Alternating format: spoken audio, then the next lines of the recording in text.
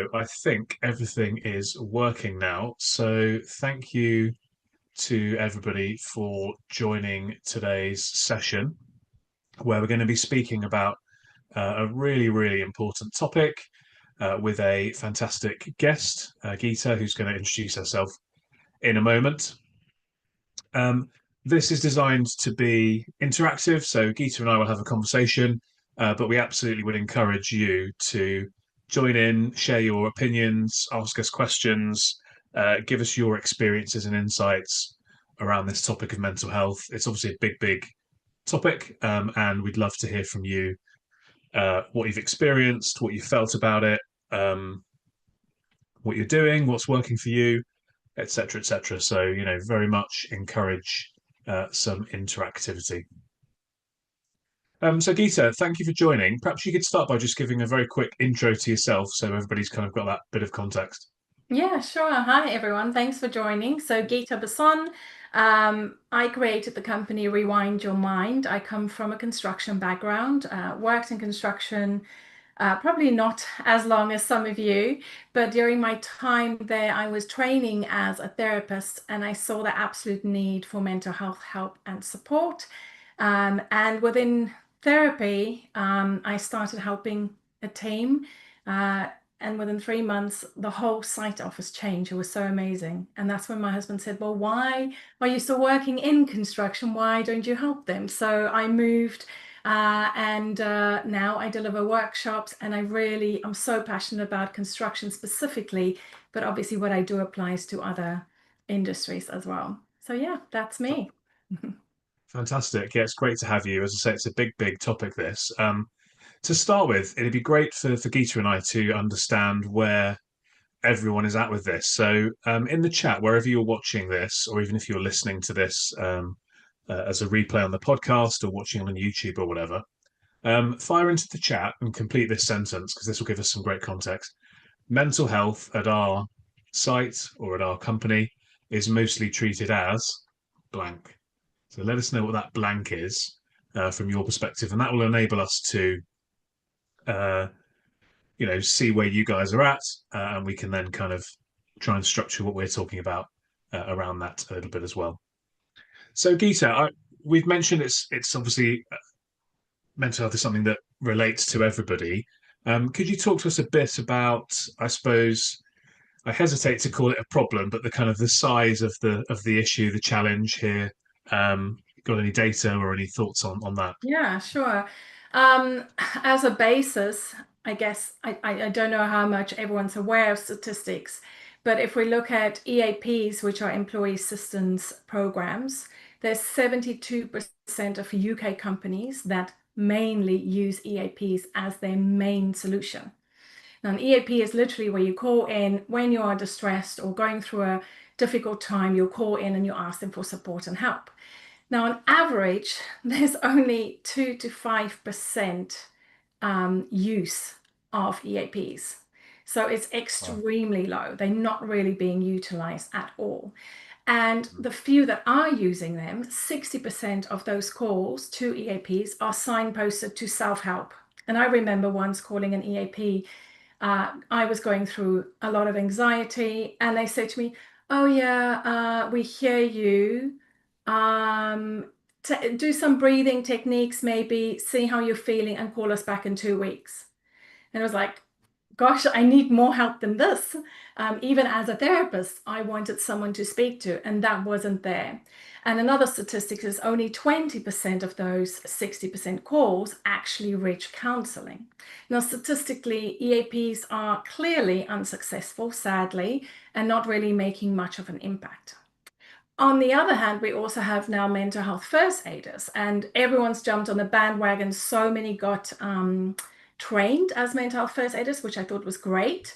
So average coverage in construction, 68% is our mental health first aider trained, 48% in manufacturing, and 40% in transport. So that's big numbers. However, Mm. 60% of those workers said they won't approach a mental health first aider, mainly due to stigma, fear, maybe they're seen as unfit for work. So they worried those things are coming out. And I guess that then brings us to our first discussion, our first roundtable with these statistics. Mm.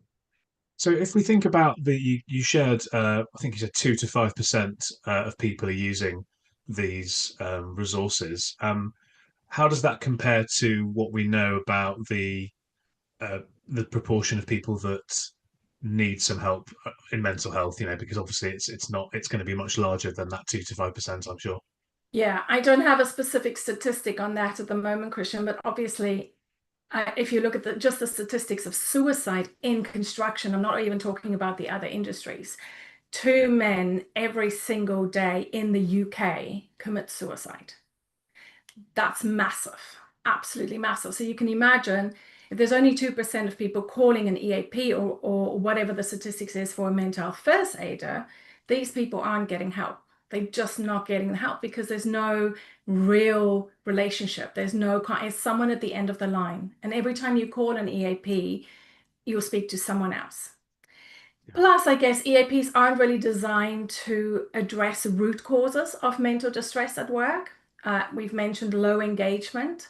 There's a huge stigma and distrust. So people are worried about confidentiality, job security, they're unfit for work. And I think very much so, EAPs are typically engaged after a problem escalated. So there's a delayed intervention, there's missed opportunities for prevention before something happens. yeah, yeah. Just a few people, I won't read out names, but people have put in the chat to answer the question of mental Mm, health is mostly treated as blank, putting out a fire. Uh, Conversely, a very important aspect of taking care of and supporting our frontline teams. Mental health at our site is a known risk that we're paying more and more attention to. good. Secondary, uh, mostly treated as something that should be addressed and not ignored. Mostly treated as a priority, um, and a personal circumstance is encouraged to be discussed openly. So, Good. just in those few responses, we're seeing quite an interesting Mm, dichotomy, aren't we? Some workplaces seem to be, um, you know, quite on top of it, just based on that feeling of how it's treated and how it's seen, and others struggling a little bit. In your experience, how far have we gone on this? So you gave a bit of data there, but mm. how far down the track are we in terms of taking this, I guess, seriously enough?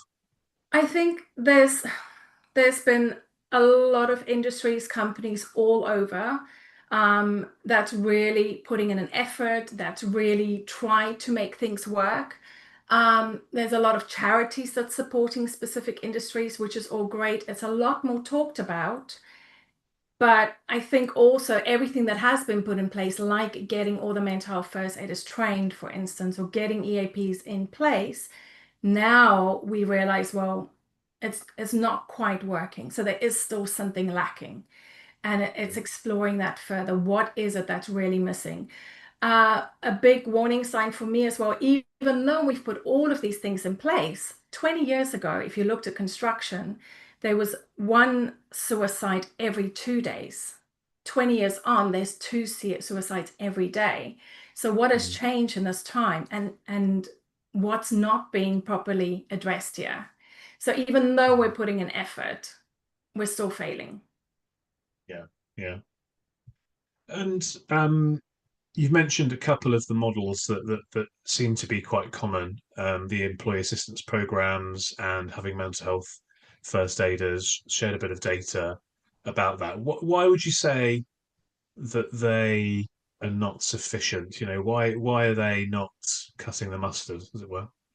We'll sort of touch base on the EAPs already, typically engage after a problem escalated and people they've just got that stigma. For the mental health first aiders, I guess having them on site creates the illusion that there's coverage, we're everywhere, but deeper structural issues completely remain unaddressed. Lots of the mental health first aiders has a poster behind the toilet cubicle saying, I'm a mental health first aider. They might have a sticker on a hard hat, and that's as far as it goes. Mm. Now, in general, mental health first aiders are just volunteers. So they already have time and capacity constraints. There's huge training gaps. So they did the training, but where's the follow-up? There's no peer support. They don't have mentoring. They don't have anything to take it further. These guys aren't really seen. Everyone knows they're there, but because they're not talking the talk and showing that they know about mental health, no one's going to speak to them. So they're visible without engagement. And I think they very much lack support and role clarity. There's no structured follow-up, there's no mentoring, there's no defined pathway. And again, workers will avoid them due to stigma and fear. They don't want to talk to people who works with them. They'd rather speak to someone outside of the business, but they want a connection. They're not going to speak to a stranger over the phone. They want that absolute building rapport with someone before they go and speak to them, but also knowing it is completely confidential. Mm-hmm. Anybody that's joining us on the Zoom live, really welcome your thoughts, your experiences on any of these topics. So, if you want to join in and come and share your insights, share your feelings, share any opinions on this topic and some of the things we're talking about, then just go to reactions, raise your hand, and you can come up and have a chat with us, because we'd love to make this as interactive as possible. Andrew, yeah. Yeah, I mean, we do get the BA stuff, the signposting, etc. We have the first aiders. We stress how culturally important it is to us. One of the ways in which we've moved forward our culture in terms of health and safety has been leading indicators, getting people to report and show leading indicators that we can then thematically sort of identify and address, often by physical changes, things to equipment, whatever it may be. Okay, we're struggling to hear you, Andrew. Oh, you're Are not, you are you? struggling as well, Ghitta? I We're can't sort of hear getting, yeah, you're breaking up a little bit. I'm going to change the microphone to my computer one from the thing, because I'm sort of. Yeah, no worries. Yeah, sorry, we didn't hear anything you said. I've been trying to follow. I was getting the odd word, but yeah, no. Ed in the chat has also mentioned that Andrew was breaking up. Let's let Andrew. This is one of the perils of doing these live sessions where you make it interactive. That sometimes people have connection issues or whatever it might be. So it's just one of those things that you have to deal with, and then we normally find some kind of solution when we do. So Gita, it sounds to me like what you're saying is that one of the challenges is that we're being sort of quite reactive. So the um, uh, assistance programs are too reactive. Oh, it sounds like Andrew's got his. You sorted now, Andrew? Do you think? Hopefully. Can we try again? That sounds clearer. Echo. Yeah, it's still echoing though for some reason. Let me just. How's that? I think it's better. Yeah. There we are. Are we all right now? Yes, Good. yes. Perfect. Sorry about that. I was trying to. My nephew's doing work shadowing with me, so I'll put it on the big screen. So I think that may well. So I've just gone back to just my laptop. What I was saying is, we do the things you say, Gita. So we're doing the mental health first aiders. We have the EAP programs. We're supported by our charity for the industry, which is Perennial, and they're also now doing some workshops. So I was part of the workshop development, and I actually attended one the other day, and we're trying to push those out on LinkedIn because for us, for me, it's a wider sector thing. Culturally, we're a contractor in grounds maintenance, just to give you a context. So it's mainly frontline teams based at depots or individuals part of a mobile team who may not see a manager or a team leader that frequently. Okay. We focus very heavily in our physical health and safety, I will call it for want of a better term, on leading indicators, whether that be observations or near misses, near hits, whatever we term them in the particular contracts as we take over them. And that's been really effective in terms of building a culture that's reduced our accidents, our RIDDORs, our significant incidents. What ideas do you have, or suggestions do you have about having a similar kind of process around mental health? And the context for me, I'll give you context. I won't name the person, but this person was 50 odd years old, Okay. went to Cambridge. I worked with this person in the 90s and noughties, and he committed suicide due to personal issues outside of work in the end. And it was particularly poignant to me. So I'd actually arranged to meet him 2 days later, having seen his posts on LinkedIn. And I kind of knew it was a leading indicator that it wasn't quite right. So I rang him up, said, "Is everything all right? How are you doing?" He said, "Oh," and he went through. I said, "Okay, let's have a chat." Then I'm in, I'm doing a national role, and obviously he didn't. I couldn't get hold of him on the day, and then I found out that 2 days prior it had become a tipping point for him. So obviously I reacted because of what I saw on LinkedIn. But I'm just wondering, are there, I wasn't successful there, but are there sort of those kind of, what are the leading indicators we could harness to activate, bring forward the intervention, I guess is what I'm asking. Hopefully you heard that this time.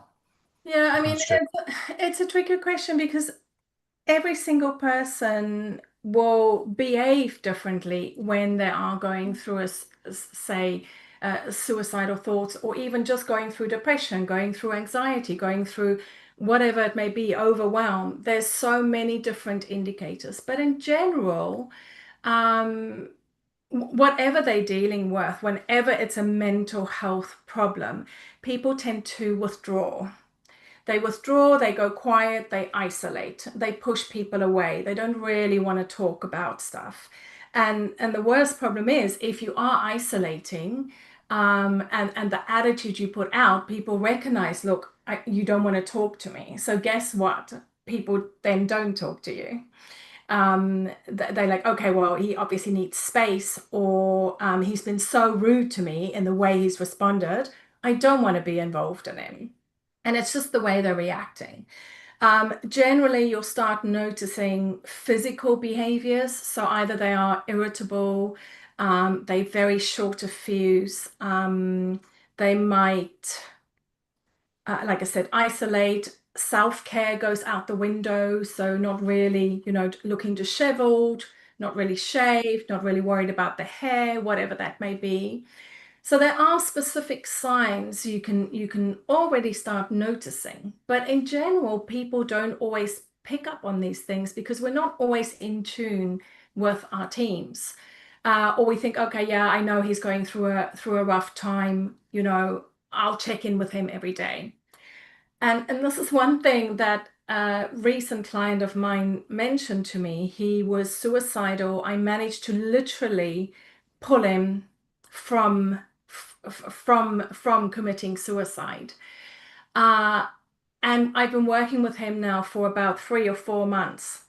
And I said to him, look, if you ever get this low again, who are you going to call?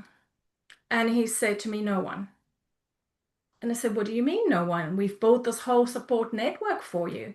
He says, well, that's the thing. My dad calls me since I tried to commit suicide. He calls me on a daily basis, every morning and every evening. But all he says to me, hi, how are you doing? Yeah, I'm good. Okay, you're alive. Thank you. Have a great day. Bye.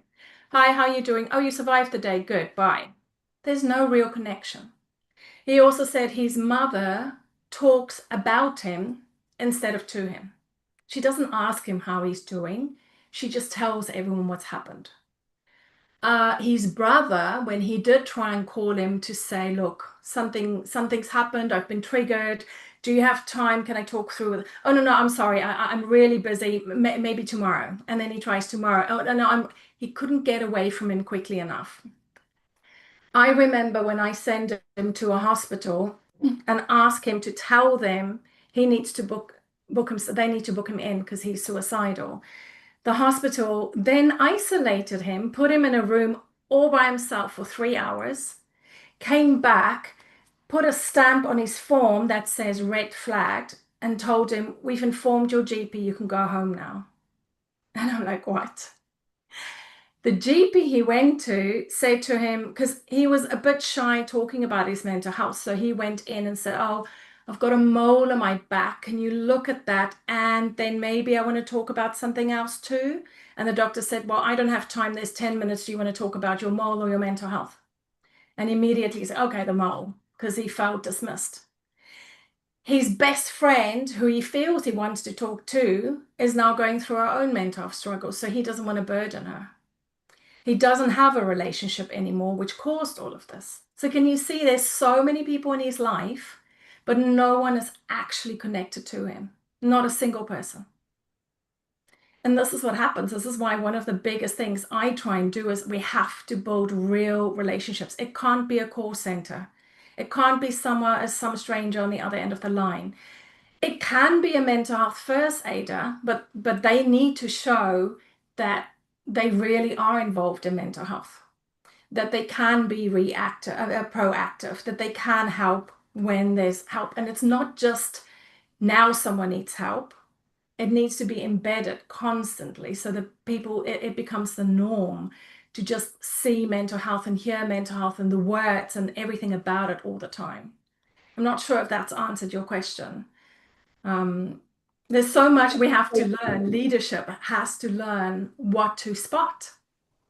It's very important. That's where I started from. So I do appreciate the information about spotting it in terms of the behavioural changes, the withdrawals, and I might try and work on with my head of health and safety how we can capture that. You know, our HR department do some great work on mental health and mental health training as well, but it's how we capture these leading indicators, which we can then, I mean, this sounds a bit horrible, but put in some form of internal process, an expectation that will then trigger, and I'm going to use more words around our classic health and safety, an investigation, a diagnostic element, a follow-up, a series of actions. Now, I may change those words, but I think what you've said is really helpful in terms of maybe it's something that we can put in our, we can have a think about it, and then we can push this out as part of our sort of road shows that we do with our frontline staff and our managers about actually, one of our initiatives is going to be to include mental health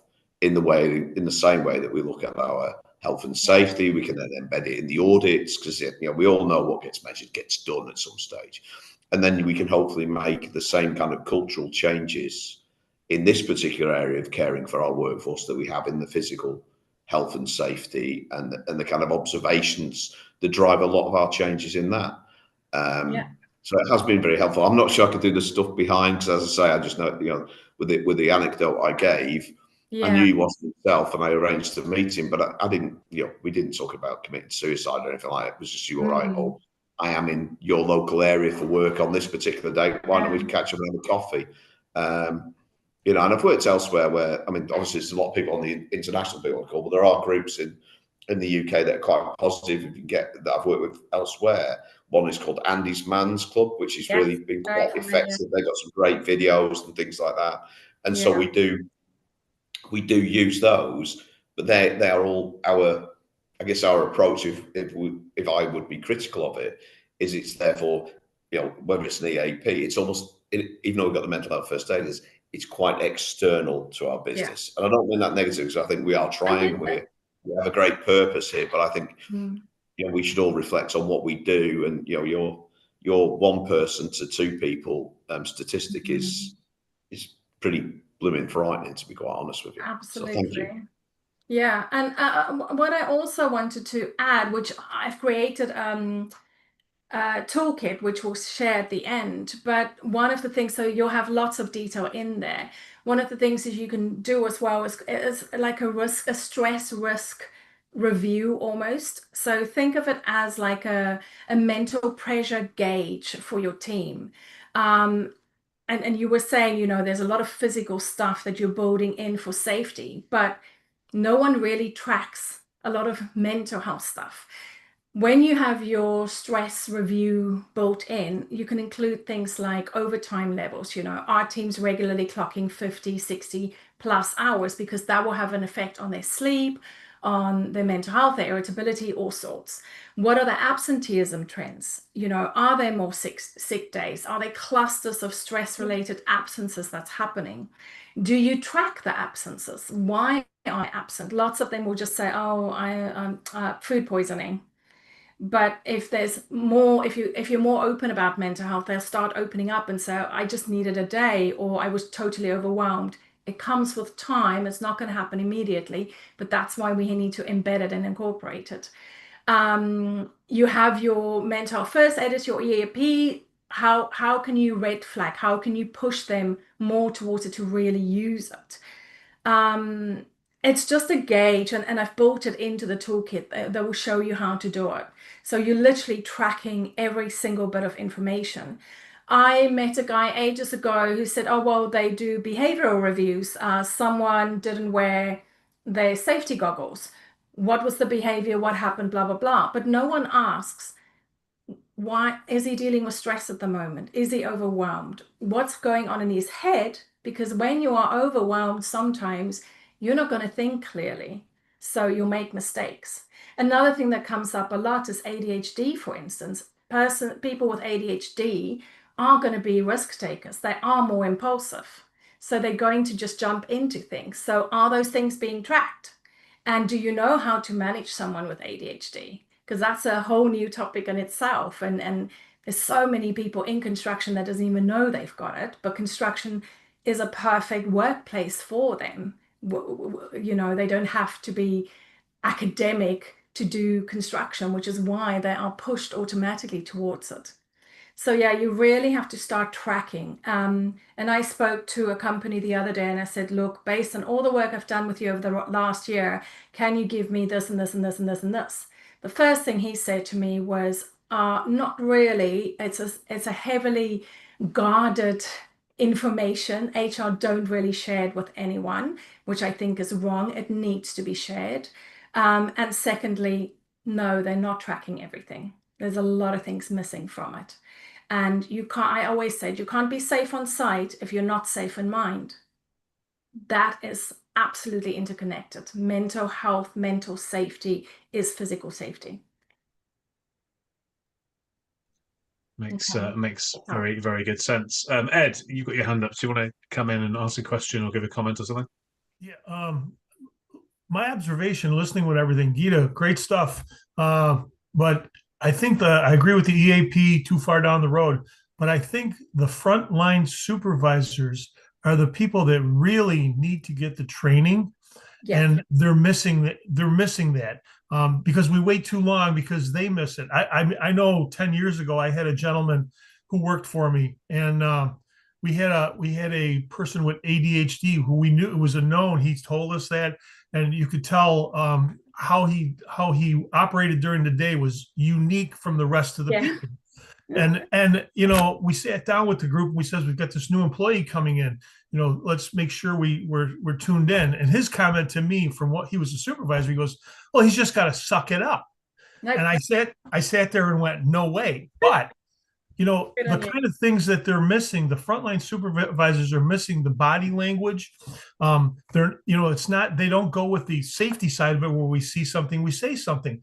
People are missing that. And that's one big thing that we need to start to speak up as people in the organization, get that training for the frontline supervisors. And then one last thing is, I don't know if it would ever work, but I have friends that go to grief support groups, which to me is, at least for them, I see enthusiasm from people that were depressed because of the loss of a loved one. Yeah. So this brought a lot of them back. You could see, and I don't know how it is in England, but in the US, pickleball is a big thing. And people, that same group gets into pickleball and golf and other things so that they start to interact together. Yeah. And that is kind of it's a grouping, but it helps, and that support helps. So getting the frontline supervisors help, and maybe getting group support would be some of the things that might help us as organizations, just like we do at safety, because safety, the high level guys buy in. And in New York State, where I am, we've got mental health is now included in workers' compensation payments, Right. which is fantastic. But getting them to say, I need mental help to get the payments, Yeah. it's another deal, because now, like you said, I think it's a stigmatism or Unfit. whatever you want to say. Yeah. Yes, Yeah. you're Like to labeled. be replaced. So Yeah. thank you. Thank you so much for your input on that. And that's a huge thing. When I say leadership training, it's your black hats. It's anyone who supervises a team, you know, they need to be trained on these things. Because if you think about it, how much time do you spend at home compared to at work? The people that see you are the people that work with you. They see you 80% of the time. The people at home don't see you as much, and you can easily, yes, fair enough, you can mask at home, you can mask at work, but ultimately your behaviors are going to come out more at work. Maybe you can still hide it a little bit at home, maybe from the kids or the wife or something. But the guys you work with are going to spot things a lot quicker than anyone else. Sometimes they even spot something's wrong with you before you even realize yourself something's wrong, just in the way you behave. So they've got to know how to spot those hidden stressors. And, you know, otherwise it's going to become a safety and or performance issue, you know, if it's not spotted in time and dealt with. If leadership are trained on this, they'll be able to build stronger and more trusting teams because they understand their workers, they know where they're coming from. If it's ADHD or autism, they can deal with them in a better way, because you have to treat these people differently in a sense because their brain focuses on different things or does different things. It will ultimately improve communication, it will improve morale, it will reduce errors, you know, because people often, like you said, they stay silent. And the more you are on top of it as a leader, the more you spot it, the more you can get them to open up. And I think also sometimes people can be very confused in the way they feel, because in construction, especially, I'm sure obviously in the other high risk industries as well, and especially for men, they're always told, man up, pull yourself together, you'll be okay, we're all okay, I've done this my whole life and no one's ever come to help me, you can do it too. And you know, so men stay silent, or they just go home confused about what they're feeling, and who do they speak to about it? How do they change that? Thanks for your input, Ed. Definitely not an easy one to overcome, is it?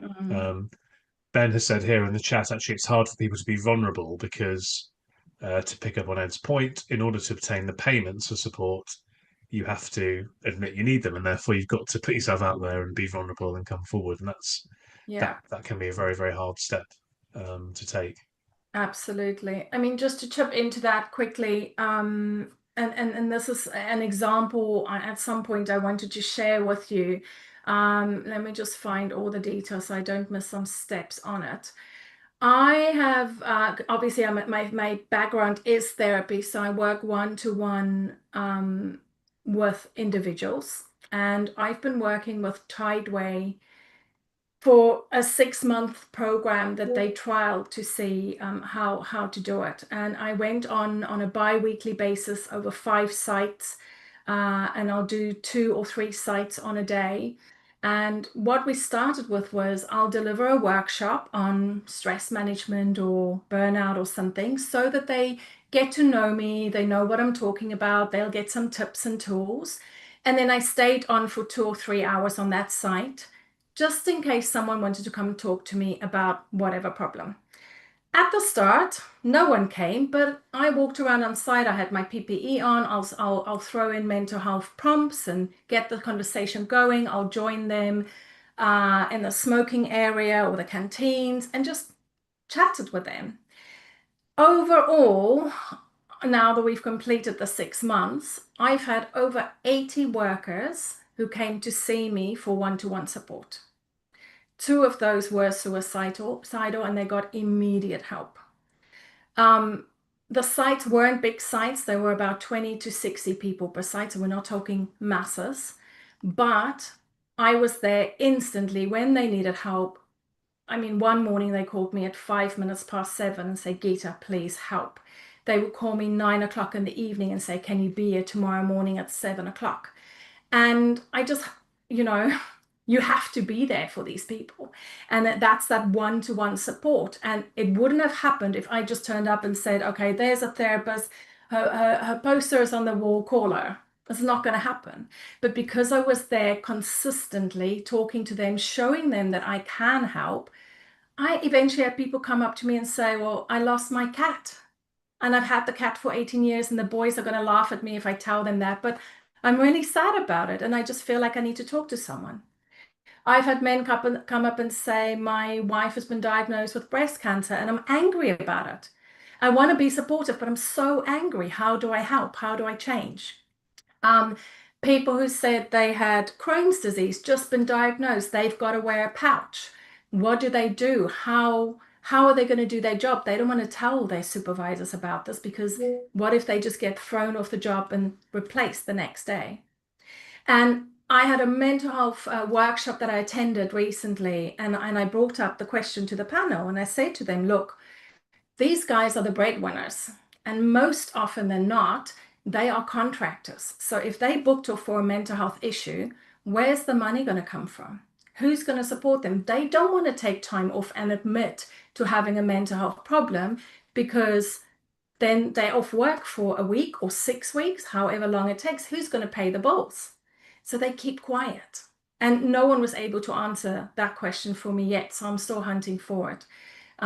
Who pays the bills, or who helps them while they take time out? Because they need it.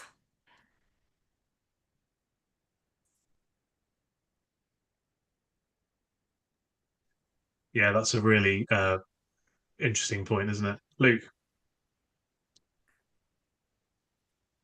Yeah, it's always been in my mind with that challenge that it's a cycle that is really difficult to break, because the more that someone feels they've got nowhere to go, the more stressed they become, and the more it aggravates the original problem, and then they become more stressed, and it just carries on as a cycle. And I'm happy to be proved wrong on this, but where there are other protected characteristics in the UK under regulations, such as your age, gender, that sort of thing, where you are protected from these things, mental health is a difficult one to prove Yeah. that there's that level where you are protected. And so, although companies can have the policies, have the procedures, put mental health first aiders in place, it actually comes down to, with the individual, how do you really convince them and really get them to understand that they can feel protected and safe discussing mental health issues without thinking, do you know what? One way or another, they'll find a way to sack me for this, and we could end up losing our employment. And the worry about that can be another reason why you would keep quiet and Yeah. not say anything and need help outside. I don't know whether the answer would be thinking about in employment support, or the availability of a protected characteristic to make it so that employers have to stay within a certain structure and have to give that support. Don't know what your thoughts on that. I think the more mental health is talked about on site by everyone, and it's not just talked about, people can actually see leadership taking ownership, standing up for it. The more that's done, the more the staff will see, well, hang on a second, I am going to be supported. I'm going to be okay. Yes, there are limits. How far do you push it? How far do you allow someone? How many days can you give them time off? You know, all those things play a role. And I guess that's where team leaders need to sit down and discuss. They have to have a policy in place.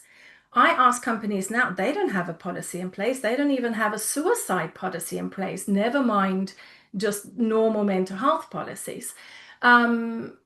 It's very much, for me, it's not just a health and safety issue. You need to have HR in on it. You have to have the project directors in on it, operations. Everyone needs to be together as have an actual plan for this. If I think about the work I've done with Tideway, obviously, gosh, the leadership on that project has been amazing. I haven't seen another construction company that does as much as these guys do. And so many people that worked there, who's now left onto other projects, before they left, they've said how amazing it was working with Tideway because they felt supported. They could see it everywhere, unlike any other company they've worked before. And some have actually been hesitant to leave, because then they're going into a new job. Obviously, Tideway's wrapping up now. They're going into a new job and they won't have that support. They know they won't have it. But I think Tideway is absolutely led from top down, where every single where they could, they infiltrated and tried to push in mental health. And instantly, when something happened, I was there. I was doing a talk. There was a guy that sadly passed away from a heart attack. They called me that at 9 o'clock that night. I was there for 4 days in a row, giving support, giving workshops, doing grief, trauma support, and all sorts. And immediately these guys felt safe and secured and looked after and supported. So whenever they struggled, and I think also that's why we ended up having more than 80 people did one-to-one sessions with me, because they felt, look, I need help. Ghitta's not going to tell anyone what my issue is, but I know I can talk to her. And I know I can go to a supervisor or manager and say, call Ghitta or give me the number. I need her help now. And they will support it. So they saw it throughout all the sites for the last year anyway. No, that's great. It just shows that actually it's walking the talk, isn't it? And how do we move from being reactive to proactive? Well, actually, we need to really be very clear and demonstrably supporting the fact that we want people to, be looked after in this area. And, Yeah. we've got to, it's an investment up front, isn't it? Yeah. It's not waiting till something happens. It's actually, we've got to invest that time, effort, energy up front. And then that's what will unlock people having those conversations, because those 80 people as a proportion that came and spoke to you, if you compare that to the 2 to 5% of people that you said would call the advice line, you're talking orders of magnitude more, aren't you? Yes, exactly. And it's just because I was there building the relationships consistently, but I'm also an outsider. I'm not embedded in the company, so it felt more, I guess, confident. Well, it is more confidential, but they got to know me throughout the process. Yeah. Yeah. And that's an interesting sort of challenge, isn't it? And I see a parallel here with health and safety, physical, occupational health and safety. So I often speak about a health and safety manager or head of health and safety should be like a GP. So they should be able to diagnose well a lot of problems, a huge breadth of issues, but they can't necessarily treat much, because to have that knowledge that's a mile wide to be able to diagnose all these things, you're never going to be more than an inch deep. And I think where sometimes people go wrong is that they try to be not only the GP but also the specialist surgeon to try and fix the problems. Of course, there are some problems they can fix, but um, the analogy works here as well, doesn't it? Based on, I think, what you've said, which is, it's great to have some internal um, resources and to train those managers to spot the leading indicators, as we were saying, but actually, do we need to go a bit further than that with external support to really help these people once we've diagnosed them? Yeah, and that's the thing. You don't need to fix anyone. You just need to spot it. If you can spot it, then you can alert. And again, in one of my toolkits that I've got for you, there's a whole breakdown. I've laid it out exactly how to do this.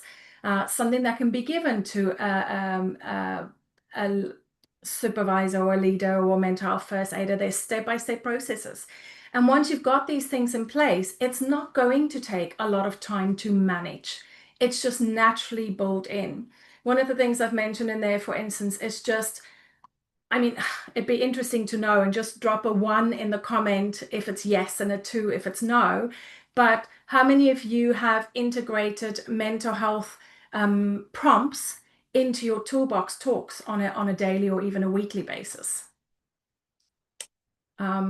Because it's such a simple thing to do. You get a mental health first aider and just say, Okay, we've got our toolbox talks now. It's 10 minutes or 15 minutes long, and someone throws in a comment and say, guys, just today, right now, on a scale of 1 to 10, how clear is your headspace today? And everyone throws out a number, and they have an overall idea of how everyone's feeling. And maybe that sparks a conversation, and it doesn't have to take more than 3 minutes. And next week you throw in, how do you mentally clock out at the end of your shift? And people say, oh, well, I go for a beer. I just go for a walk, whatever it may be. And it sparks conversation. So it's such a simple thing to do. Why aren't we doing it? Most of the time we're not doing it because we don't know how. We don't have the resources. So I'm hoping with the toolkit that I've created, with all the information I've put in there, I've sort of created a 30-day planner for you, just to put some of it in place already. It's obviously a lot more work, but it's the basics that can start it off. Yeah, and most people in the comments have been saying that they're not doing that. So that is an actionable takeaway that we can all do. Tell us a bit more about the toolkit, Gita, because we are running sort of towards the end of the session. So tell us a bit about the toolkit and where we can get it. I'll share the QR code in a minute, and then there'll be time for maybe 1 or 2 last questions if anybody has any.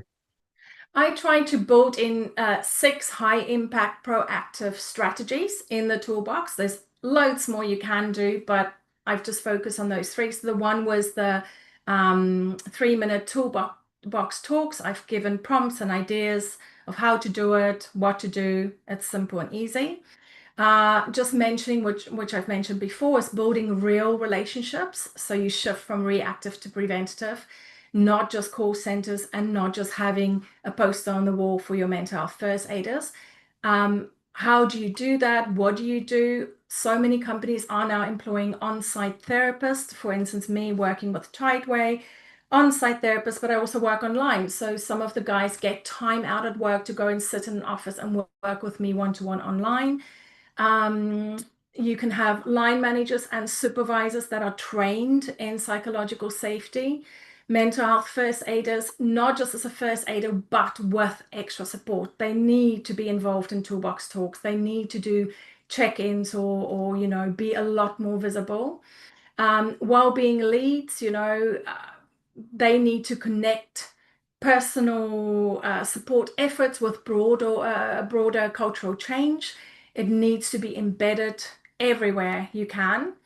I've mentioned empowering mental health first aiders. What else is in there? Leadership training, why it's important, how it can help. Another thing I have also mentioned was the monthly stress risk reviews. How do you embed that into your teams, checking up on them on a regular basis and making sure, why did you have a close call? Why was there an accident? Why did you forget to put on your safety goggles or whatever it may be? Tracking that. And then an interesting thing I haven't mentioned, which isn't for everyone, but, and again, put in the chat box a 1 or a 2, 1 for yes and 2 for no. Do any of you have decompression zones? Now, this is a zone for sensory or quiet time. So they aren't luxury lounges. They are a zone where you can go and take a micro break. It's designed to protect mental clarity, reduce incident risk, reinforce psychological safety. There's so many sites now that have prayer rooms, and especially the Indian community, I've noticed. They will always say, when I talk to them about mental health, they'll tell me, oh, but I don't need anything else because I have prayer. And prayer is great because it gives them a timeout. It gives them obviously that connection with their God or whatever they call it, to have that connection, but it gives them time out. It gives them quiet time. It gives them a space where they can go and pray and be alone.